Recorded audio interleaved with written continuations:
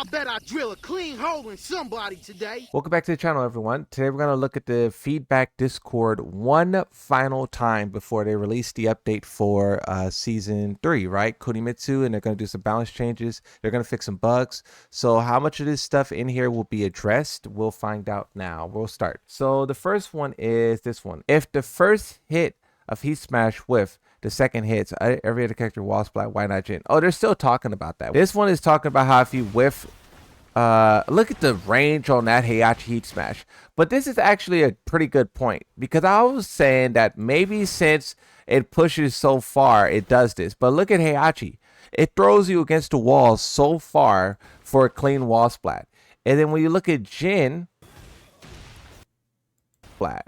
Now, the only reason why is because you could say that he has two different variations. For some reason, that's messing up the properties, but all I know is that the Jin players are very upset with this. Nerf Steve throw at the wall, he gets a full combo at the wall. I think it's too rewarding. You want to make sure it's rewarding for like doing it and landing it, but you want to make sure it's rewarding for breaking it. But when he throws you against the wall and then he gets like a full combo like this, and then it just seems a little cheap.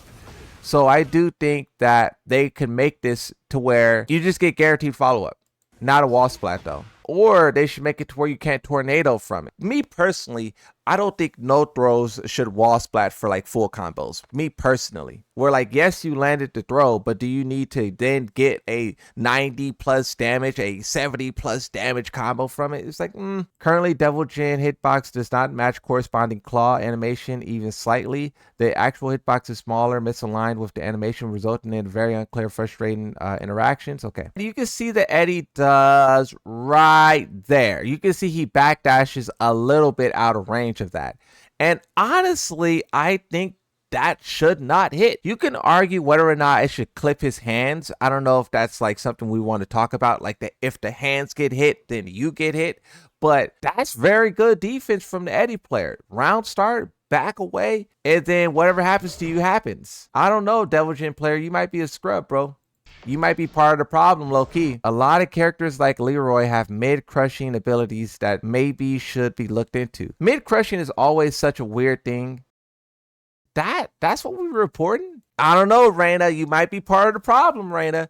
Do you guys think Leroy should get hit by this? I low-key don't. This seems like a very cool part of the game. The fact that you can do a jumping kick and then they could do a low sweeping kick and then both of you fly over, that feels very martial arts like. I don't know, Reina, you might be part of the problem. Oh yeah, then Leroy turned around and killed her. Yeah, that's why the Reina was so upset. What is this one? Jin has a 29 damage, 10 frame punish that goes into a stance at plus 14. So this person is basically saying that Jin shouldn't be able to do this. Yoshimitsu has an 11 frame stance that could go into Kincha. You can argue whether or not it's a problem, but I think right now there's more important things to deal with. In this clip, it shows Jin down for. There's a lot of Jin going on here. What the Jin mates doing in ranked? Jin mates, you got the Tekken Discord feeling real salty. Jin's down 4-2 being crushed by Steve Peekaboo 4-2. Not only do I have the advantage shown in the clip, but down 4-2 completely whiffed without lateral movement. Okay, so it looked like Steve is doing something in question. Ah, okay. So Steve is actually on the chopping block here. I don't know if Steve should get hit here. I can't agree. I mean, look at how low he is on the ground. For some reason, Tekken players have a lot of problems with crushing. When you start crushing the mid, when you start crushing the high, when you start crushing lows, like when they can't hit you, when they try to hit you, people just don't like it. But I kind of like this aspect of Tekken. It adds that sort of like micro level to the game where like if you really understand your character, you know that you could do this little thing here, slip under, and then boom. But then sometimes you can't though. They don't do the move that you expected them to do and you get counter hit. It seems like a lot of people have a problem with evasion and crushing, and I do understand there's egregious examples of it, but we have not seen one here today. In this clip, it shows Jin again. Jin, is this the same person? It's the same two people. So this Jin and this Steve was fighting somewhere in Tekken, and this Steve was just clapping him, and the Jin reported all of it. I'm telling the teacher, Bro lost the set, but he said, I'm going to win the war. I'm going to the Discord. This one, I can't necessarily say whether or not the Steve should have gotten hit. At the end of season 2, all of a sudden, Steve Mainstream started jumping and doing this. I don't know if someone put out a Steve guide or if FDX said something. It's launch punishable on block, so it is a kind of a risk to it. But here you can see the benefits where he goes under this homing mid and launches the Steve. And this is his stance. Boom.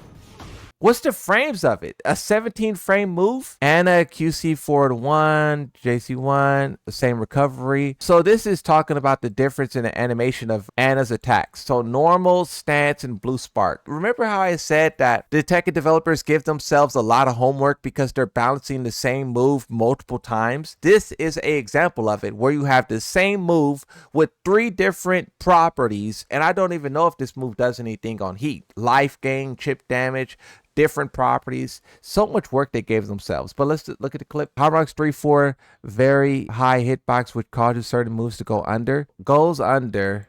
Maybe you can make an argument for this move hidden. I don't agree with this one hidden. The Dragon Off you can make an argument for, but that one, nice try, high rank player. Nice try, high rank. Blue rank player, I'm not even going to show your name, bro. Nice try, bro. Nah, that's not supposed to hit. That's not supposed to hit. Nah, nice try, bro. Nice try. By the way, 3 upvotes, 37 downvotes. This person's complaining about you sidestepping. Bro, they don't want you to be able to crush this move, and they don't want you to be able to sidestep this move. Harong players, talk to your boy. Talk to your boy, Harong. I'm happy we did look at this because I thought that there was a lot of good stuff going on in here, but it seems like since the last time we looked at it, there's a lot of foolishness now going on here. I want to report the Brian last move is -13 interceptable and sidestep. 1 upvote, 60 downvotes. Wow, this feedback Discord is full of hot takes. This person is complaining about this move being -13 and steppable. It's looking real grim. Okay, this one is the opposite. 56 upvotes, 1 downvote. The opposite. Can we revert the counter hit property on sidestep 1+2 Leo? It's not fun to work with because it's too easy. Same with CD1-2 counter hit. Okay, but what is this on block? Is there someone here who knows Leo and could tell us what this move is on block? It looks really bad, right? The Fakama player is just getting lit up all over the place by this move, but try that on a GOD1 or GOD2 or GOD3 and see how it goes for you, right? This Fakama, like he's getting counter hit on the ground. Like what is he doing on the ground there? So I don't know. A lot of people agree with this, right? 56 upvotes. But the gameplay in and of itself doesn't look like something I would agree with, right? It looks like you abusing the move on someone who doesn't know how to play the game, right? 2 after doesn't connect, nearly making me lose the set. Another thing about Jin Kazama. If we want to talk about the issue here, the issue is that this move probably shouldn't have touched Alyssa. Not only is it a hit move, but he hits and does a spin with it. And that spin is a very weird movement. And how would you realign? Lily should not have pushback on a safe launching heat engager. It causes Jack Punish to whiff.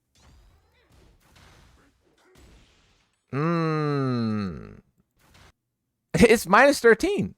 And that's a 12 frame attack. Bro, just do the 13 frame punish. Oh my god. I don't know what it is with people wanting to punish with the incorrect punish and then complain when it doesn't work. Armor King combo consistency with certain character attacks. It looks like he's trying to get a whole lot off of this wall combo.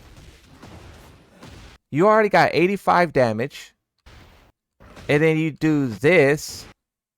And then you want that last extra chunk of damage? That seems like greed. That's a sin, bro. Steve left weave 1-2 borderline unusable right now. Unusable. Tekken players love using the word unusable. And then bro just puts a picture.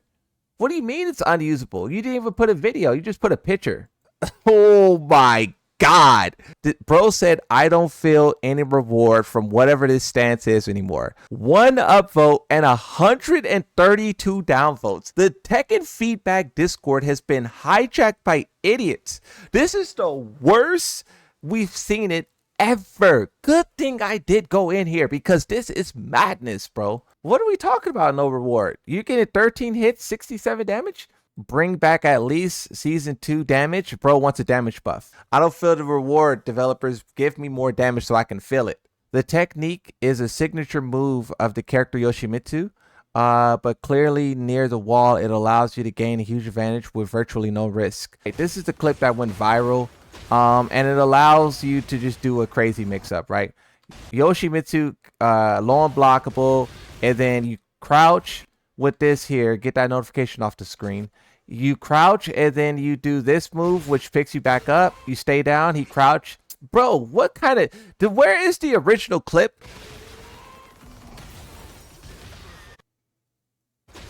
Oh my god, this is some of the sloppiest complaining I ever seen. You guys need to clean up your clips, bro. I'm trying to react to this for content. You're ruining my content. At the wall, you know, if you stay down, you can forward 1+2. If you tech roll, low unblockable. A lot of people want forward 1+2 to get nerfed, but here's the thing about Yoshimitsu. If you nerf forward 1+2, he can crouch and do this. That move hits grounded. Crouch, do it again.